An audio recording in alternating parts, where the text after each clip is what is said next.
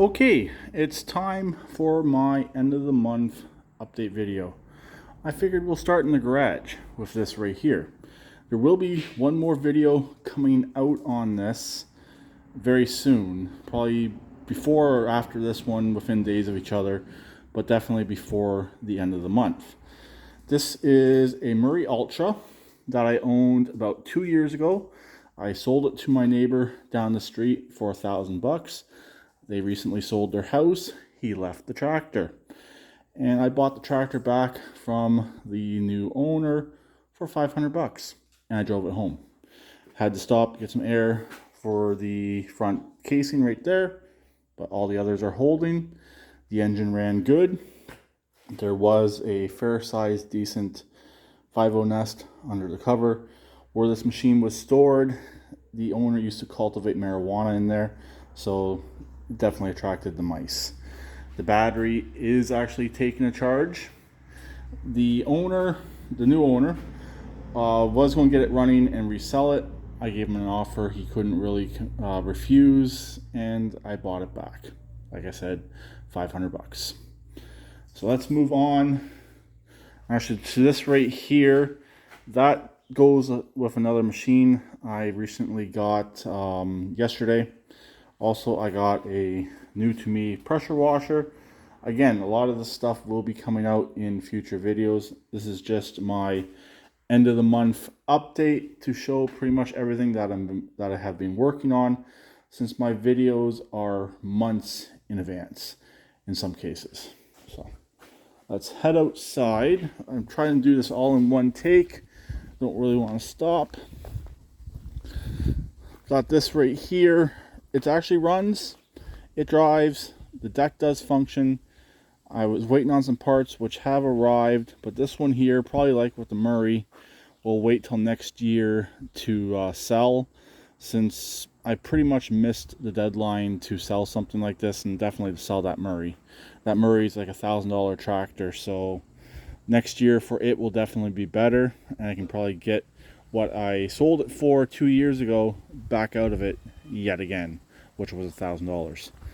I don't recall if this was in my last video or not. Big zero turn I've been working on, waiting on parts for it still. It, like I said, may or may not have been in my last end of the month update, but it's just pretty much been sitting here. I finally got the two front casings to hold, but this thing here, it's not bad, but it has its fair share of issues. I got just about everything for it, just waiting on a couple small things. All of this right here is going for scrap. This is the outside cover of our old hot water heater, this snowblower, and those 3 push mowers are all going for scrap. And I got a whole load of scrap between the fence and the house, and that's all going to be going very soon. Talking about scrap, as you can see, the trailer is no longer back here, since I actually brought my scrap load in. That everything was in the trailer, and so that would have been from the previous video as well. 2 days ago, I got almost $200 for a trailer load. There was 3 lawn tractors, a dryer, there was a few well pumps in there, a bunch of miscellaneous stuff, but just under $200. I think like $5 under $200, which was definitely good. Also, they were in the process of loading up to bring stuff overseas from the scrapyard as well. So scrap might be on an increase at the moment, which is nice. Engine test stand, as you can see, the engine that was on it is off of it, and I got some Scott's panels sitting here. More on the Scott's in a minute. That's the engine that came out of the Scott's. It's got some issues, but I'm still hoping to try my best to save that engine. These 3 push mowers, they're not worth saving. That's why they're sitting right here. I got them from Emily's grandmother's house. She passed away almost a year ago now. Emily's brother took over the house, and he's trying to clean stuff up. And these 3 push mowers were sitting there for years. I remember when that red one was being used. It was being used maybe 3 years ago. It was probably the last time her grandmother actually got out and cut the grass. That's the last time it ran. It could probably be fixed, but it's just not worth fixing. So, and like I said, with this here, it's coming along. It's actually not as bad as originally thought. Got some more scrap right here. All these bags are going to go. They don't fit stuff. They're all mice damaged, so they're all going to go for scrap. Some electrical stuff right here that some people might kind of recognize, might not recognize. We'll go up and I'll show you something else in a few minutes, what all this was connected to at one point in time. And it also corresponds to something else, what that yellow mower deck goes to. So let's go on over here. All this is also scrap. It's all going next couple days. The orange Kubota was in the previous video. Nothing's changed with it. Nothing's happened with it. I have not tried starting it in over a month. This machine, to be honest, truly don't know what I'm going to do with it.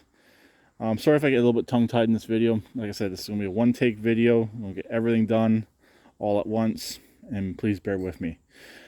Engine will run. Trans might be leaking fluid. I don't know, since I haven't drove it in over a month. Really, since I put it here. I tried starting it once. It wouldn't start, and I left it.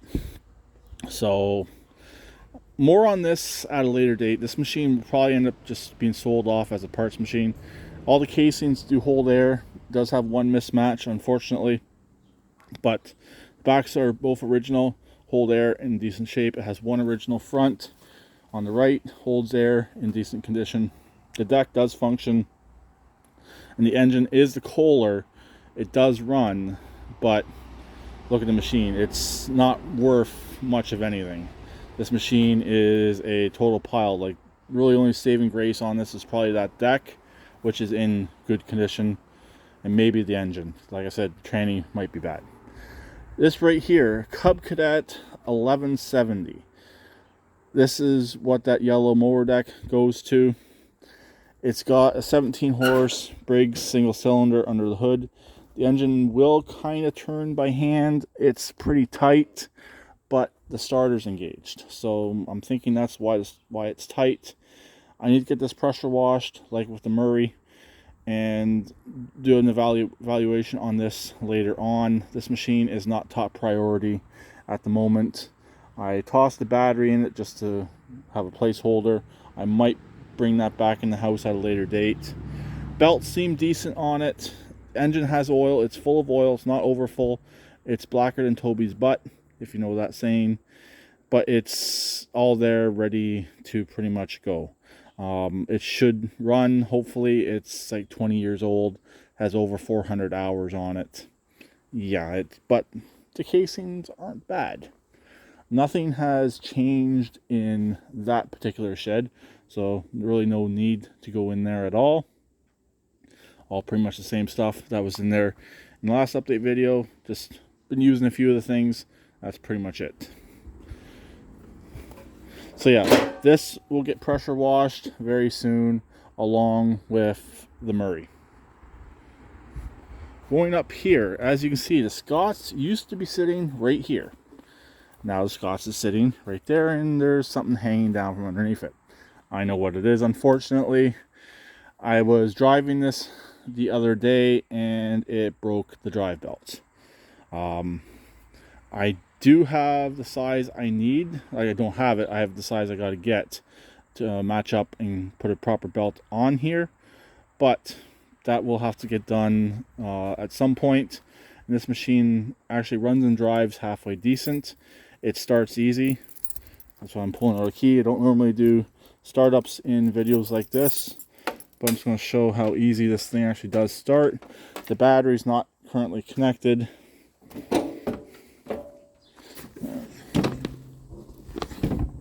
It's easier to open the hood up to try and start it, and let me show you.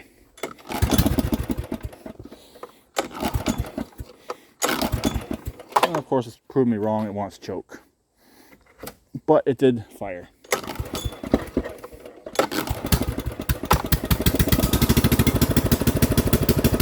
Yeah, so it starts easy. Usually actually starts with one pull, Of course, in a live or not semi-live video, it won't, but starts easy, runs good.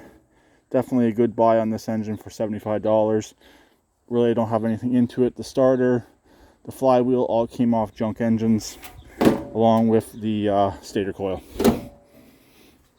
Nothing's changed with these machines here. These ones will get dealt with eventually, just they're not top priority.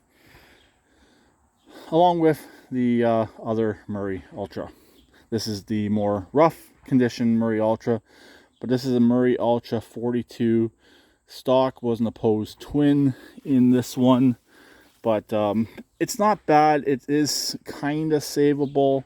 It does run, it does drive, it does need a fuel tank. If the other machine wasn't perfect, putting a fuel tank in here, but definitely not doing that.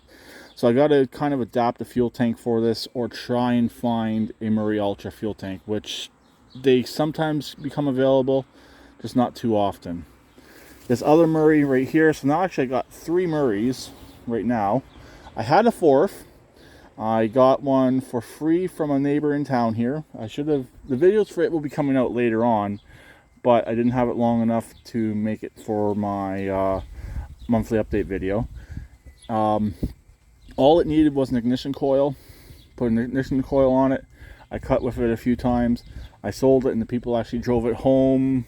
It's a roughly 15-minute drive, so on a riding lawnmower it probably took like 3 hours. So they drove it home because they couldn't get a trailer, and at that time my trailer was full of scrap, or else I would have delivered it for them. They're very nice people.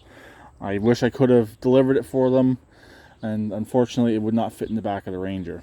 So anyways, that's what happened with my other Murray. It was a Murray Pro 15542. Very nice machine.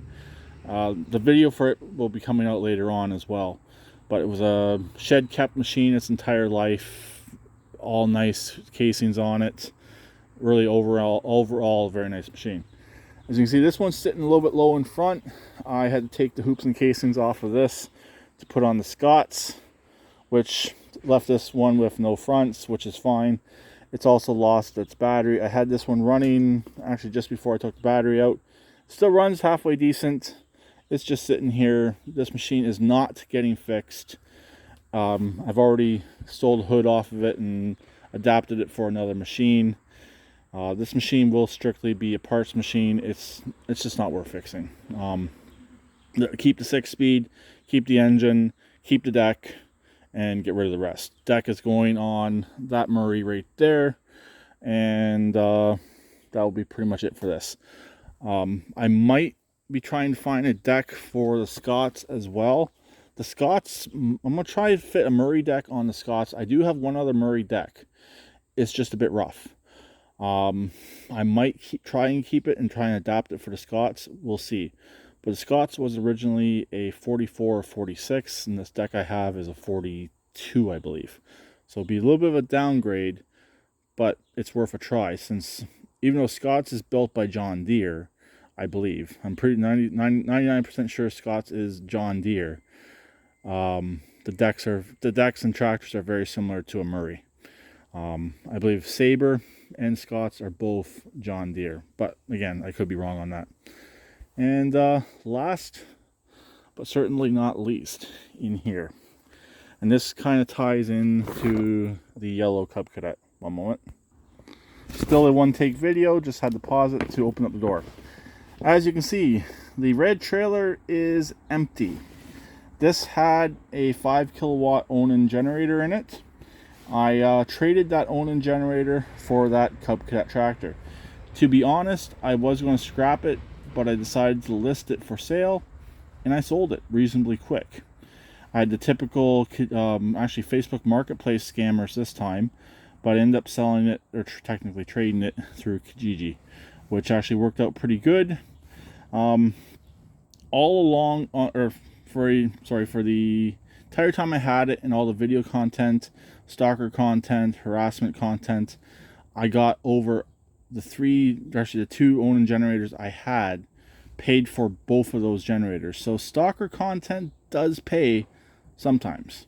So that's why this trailer is empty. I've been using the trailer. It's still a little on the greasy side. That's why it has cardboard in it. But the trailer is working out perfectly fine for me for what I need it for. And my big paperweight Onan generator is gone. So I no longer own any Onan generators, which is fine by me. Actually, the only generator we currently have is the 12 kilowatt that runs the entire house. So no more portables at the moment. Maybe in the future, if I find them at auction, I will purchase more in the future. But as of right now, no actually, my mistake. I do have two Honda generators, but they don't run, so kind of doesn't really apply. So let's actually go over down to the shed and we'll see what's in there. And this time I will pause the video. Okay, lastly in here, nothing has really changed. That's why I pretty much forgot about these two Honda generators that are sitting in here. The one melted down whenever I was putting it together. I ran it and tried it. It pretty much did a meltdown, so it's probably junk at this point. The other, I did try and start it, but I didn't really have any ambition to do anything to it, so it's just been sitting in here as well. I don't know the sizes of either of them offhand, but they are both Hondas, so technically there's some value here. I could try and sell them both and get rid of them both as parts units, but we'll see. At least I'm pretty sure the second one is a Honda. It's red, and I think it's a Honda, but I could be wrong. It's been sitting in here for a very long time. Solar setup is still doing everything it needs to do. I do have a solar video I never released. I may end up releasing it at some point. So I know this video was long. I do apologize for that, but I got pretty much everything covered that needed to be covered in one video. And it was pretty much all one take. Did pause a few times, which is perfectly fine. So I'll talk to them later. Please keep it redneck like always, and please subscribe and comment.